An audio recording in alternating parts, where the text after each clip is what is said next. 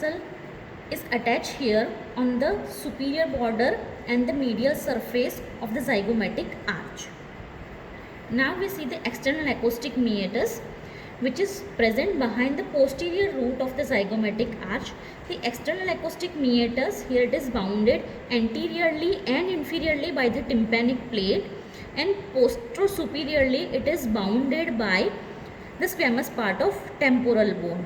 One triangle called the suprameatal or McEwan's triangle is present postero-superiorly to the external acoustic meatus, which is bounded on the superior aspect by the suprameatal crest, in front by this postero-superior boundary of the external acoustic meatus, and posteriorly it is bounded by a vertical line passing just behind the external acoustic meatus. This triangle forms the lateral boundary of the mastoid or tympanic antrum. The other named feature in this norma is the mastoid process or the mastoid part of the temporal bone. The mastoid part of the temporal bone, it is separated from the parietal bone by this parieto-mastoid suture, and behind it is separated from the occipital bone from this occipito-mastoid suture. Here you can also see the mastoid foramen.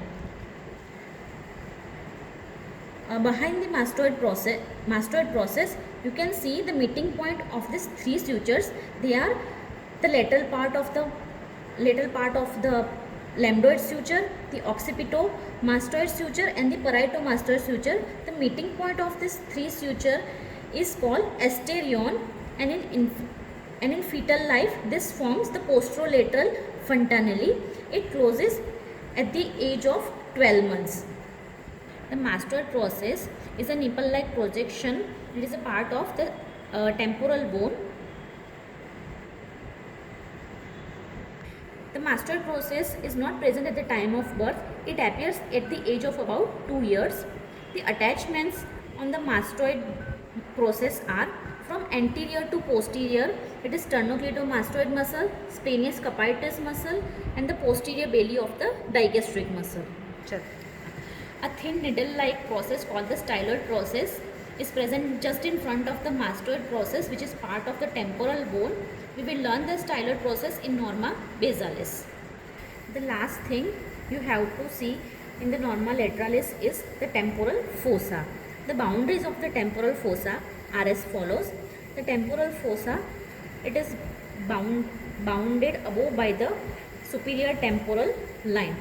Below it is bounded by laterally by the inferiorly. The temporal fossa is bounded on its lateral aspect by the superior border of the zygomatic arch, and on medial aspect it is bounded by the infratemporal crest of the greater wing of sphenoid bone. Anteriorly, the temporal fossa is bounded by the frontal bone, the greater wing of the sphenoid bone, zygomatic bone. This boundary also contains on its posterior aspect the zygomaticotemporal foramen. The zygomaticotemporal foramen gives passage to the artery of the same name. The floor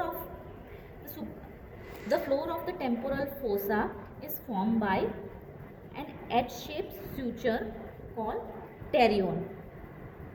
It is the junction of the frontal bone, the greater wing of the sphenoid bone, the parietal bone, and the temporal bone.